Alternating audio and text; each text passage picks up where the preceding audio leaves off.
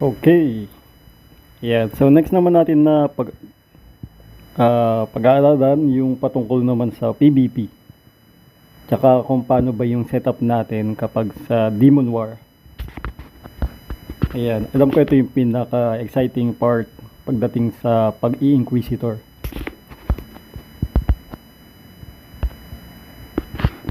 Ayan. So unang-una, yung setup ko pagdating sa PvP. Itong nasa set 2 ng equipment set. Ayan. So ang nagbago dyan, kasi kanina naka farm set tayo. So yung mga nagbago dyan, yung shadow gear naging puro SP. Ayan, puro SP na siya.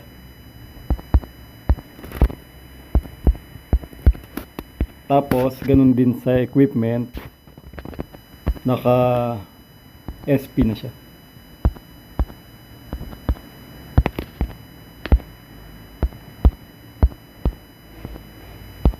Yan, itong shield hindi pa natin na kukumpleto yung apex ng SP.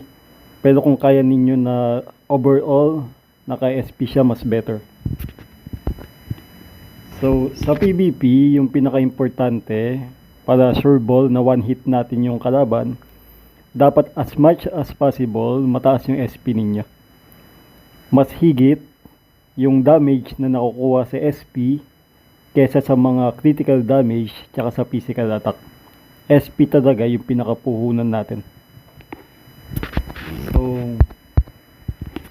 ang target ninyo kapag mag-i-Inquisitor kayo, mapa plus 15 yung weapon, tapos yung shield plus 15, and then yung accessories plus 12. So ayun yung minimum. Pero kung yung sa server ninyo mga bago pa lang, katulad nung sa mga Alberta na new server, so hindi pa naman gaanong malalakas yung mga player doon, kahit hindi pa ninyo na-achieve yung mga sinabi ko na plus 15, ay makakapagpadapa na kayo ng most player doon. Ayan, so ito yung mga cards, napaka-importante. Kailangan punuin ninyo yung mga cards ng pang anti-human.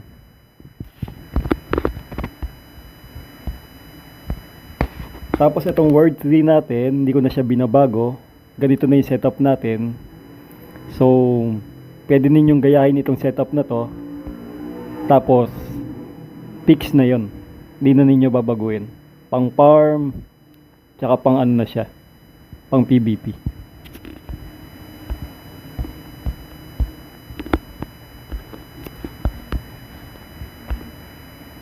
Yan, and then yung pet, ang ginagawa ko dyan sa pet, tinatago ko. Kasi mag-hide tayo, kailangan biglaan yung sulpot natin. Hindi siya mararamdaman ng kalaban. Kaya dapat tatanggalin ninyo yung pet kapag sa PvP. Tapos yung skill, ayan, so kahit di na ninyo galawin yung automatic, pero yung manual ninyo, ito yung dapat na naka-fix. So ito yung manual, naka-fix na siya. Tandaan ninyo ito. Yung set 1, ganito siya. Ayan. So, yung set 1, yung nasa taas niya, yung 4 to 8, mga buffs. Tapos yung nasa baba, yung pang prepare ng Asura Strike or ng Guillotine Piece. So, dito, may kita ninyo may blanco dun sa pinakadulo ng set 1. Kasi dyan natin nilalagay yung hide. Ayan. Tapos yung set 2 naman, mga pang ano siya, pang buffs. Bago kayo sumugod. Ayan, so subukan natin kung may makikita tayong kalaban sa Demon War.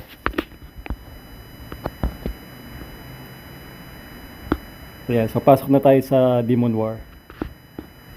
Isa din pala sa importante kung kaya ninyo na makabili nito bago kayo pumasok sa Demon War. Yan yung barbecue.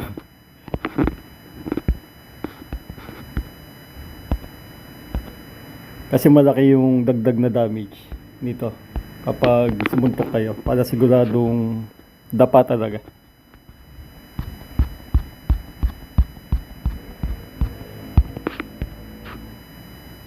Usually ako pagpasok ko ng Demon War, hindi lang PvP yung target ko, pati MVP. So pinagsasabay ko na.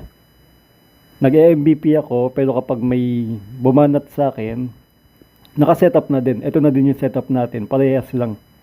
Yung pang MVP na Azura Strike setup at saka yung pang PvP.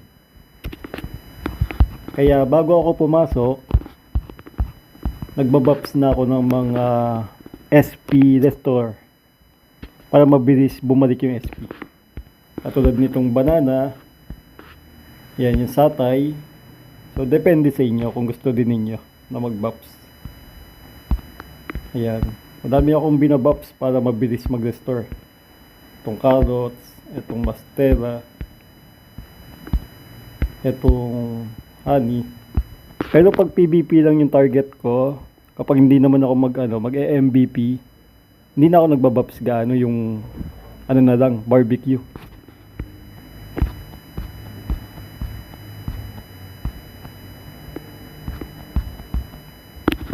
Ayan, so okay na yung buffs natin. So, pasok na tayo dun sa Demon War. Yan, example dito. Ito yung pinakamabilis kapag sa Azura sa atin.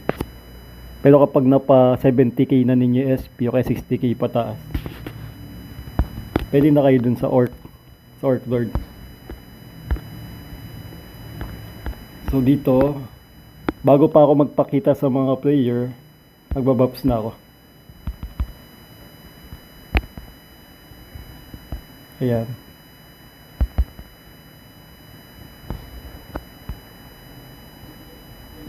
Tapos, itong pampabilis ng lakad. Ayan. So, doon, bago ako lumapit dyan sa may MVP, nag-hide na ako. Kailangan tansyahin ninyo kung sakto yung hide. Yung hindi mabibitin.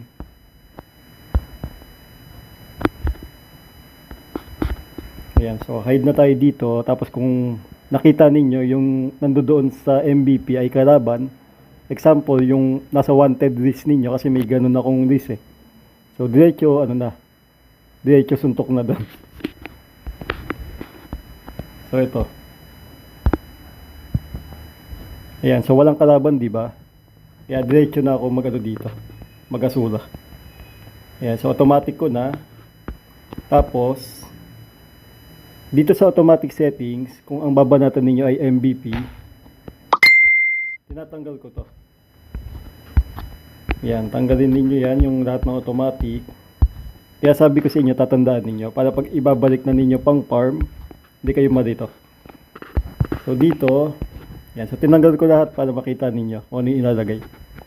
Ang ilalagay natin dyan, etong tatlo na pang-buffs, pampalakas ng damage. Tapos, yung Azura Strike. Ito siya. Ito. Tapos, ayan.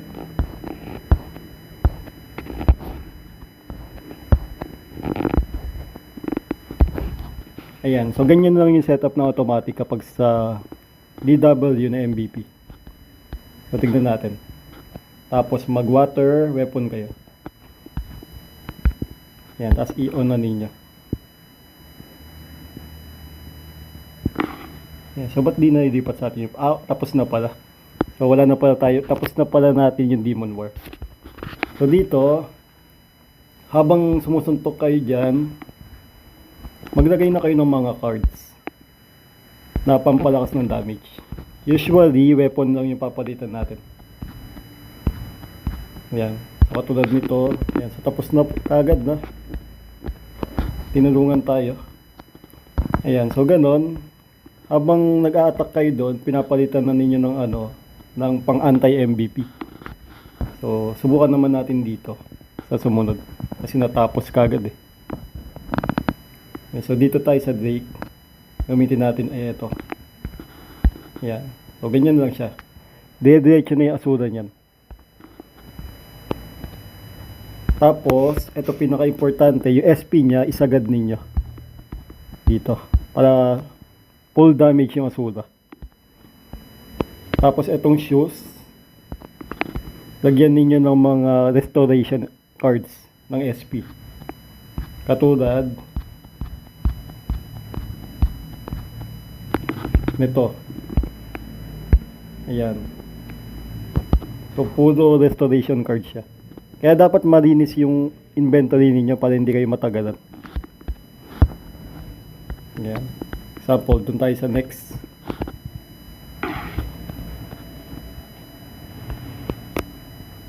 So, dito, kapag lilipat ako para hindi matagalan, example na matay kagad. So, lipat ako dito, mag-equipment set 2D ako. Ayan. Para mabilis lumakad. Tapos punta ako dito. So dito, gamitin ko kagad itong par damage na nasa. Tapos, automatic attack na tayo. Ay, nawala pala yung par damage. Itong par damage. Ayan. Tapos lagay na ninyo kagad yung kaho. Kaho. Ayan, medyo madumi guys yung ano ko, inventory. Kaya matagal. Pero kapag malinis, mabilis lang.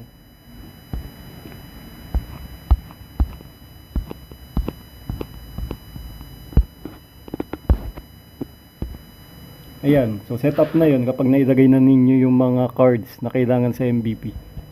So may kita ninyo, diretso na siya. Tapos, mabilis din mag-restore yung SP niya. Yeah, so ganyan lang kapag sa DW. Kailangan malinis yung inventory ninyo. Tapos, alam ninyo kung ano ilalagay na cards kagad. So una medyo challenging siya, pero pag nasanay kayo, madali na. Saka mabilis mapatay yung MVP. Yeah, so ganon yung pag MVP DW. So wala kasi tayong nakitang kalaban, hanap tayo mamaya. Para mapakita ko din sa inyo kung paano naman yung PvP. So far ito muna, dito natin tatapusin yung tutorial ng Demon War MVP.